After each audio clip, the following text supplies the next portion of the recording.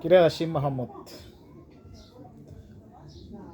তোমরা আন্দোলন করে সরকার ফেলাইলা। হ্যাঁ, তোমরা মুখে অনেক বড় বড় কথা বললা, দুর্নীতি হবে না। তুমি মিয়া নিজে তো দুর্নীতিবাজ হয়ে গেছো। হ্যাঁ, মানে ক্ষমতা পাইছো না, এখন কিভাবে খাবা ওই ধান্দার মাথায় তোমাদের কাজ করতেছে, বুঝছো? এই সরকার, আওয়ামী লীগ সরকার যাওয়ার পর থেকে না, তোমরা তো বাংলাদেশকে মনে করো তোমার গড়। হুম, বাংলাদেশের জনগণ আজ তোমাদের থেকে মুখ ফিরিয়ে নিছে কেন জানো? কারণ তোমরা আরো বেশি দুর্নীতি করতেছ, বুঝছো? ওই তোমরা যে ছোট ছোট পোলা পাইন হাত টেনে হাত টেনে এভাবে ওই চাঁদ ধরতে পারছো না, সেজন্য।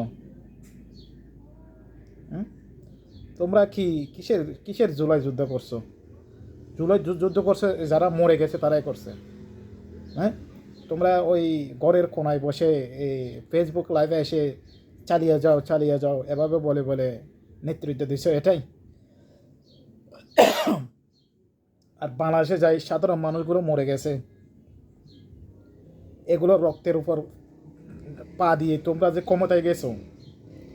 হ্যাঁ, তোমরা ক্ষমতায় গিয়ে তোমরা নিজেরাই দুর্নীতি করতেছো। সারা লজ্জাহীন আসিফ। তুমি ক্ষমতায় গেছো, তুমি ছোট পোলাপাইন, তুমি তুমি গাড়ি থেকে নামো কি স্টাইল করে, মানে তুমি কি বাচ্চা হয়ে গেছো বাংলাদেশের? তোমার হাঁটার স্টাইল দেখলে তোমার তোমার তুমি তো অনেক অহংকারী। তোমার হাঁটার স্টাইল দেখলে কি তুমি কি বাংলাদেশের বাদশা? হ্যাঁ, তুমি বাংলাদেশের সরকার আছো মানে তুমি বাংলাদেশের জনগণের সেবক। হ্যাঁ, প্রবাসীরা বাংলাদেশ বিদেশ থেকে রেমিটেন্স পাঠাবে আর তোমরা গিয়ে হোটেলে খাইবা।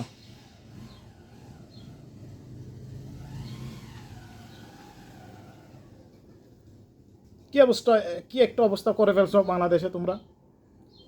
বাংলাদেশে 95% মানুষ তোমাদের থেকে মুখ ফিরিয়ে নিছে। হুম,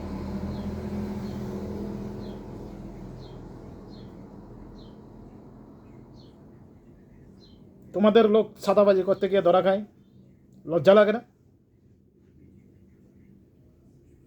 হুম, 1 বছর না যেতেই তোমরা এতগুলো অপরাধ করে ফেলছো। হুম,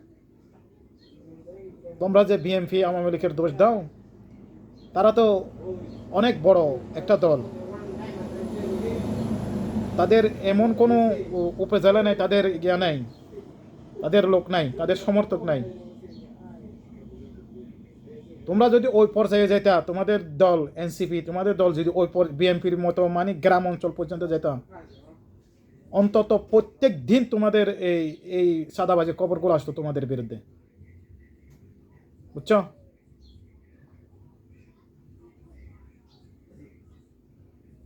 আর কিছু বললাম না তোমাদেরকে, ভালো হয়ে যাও।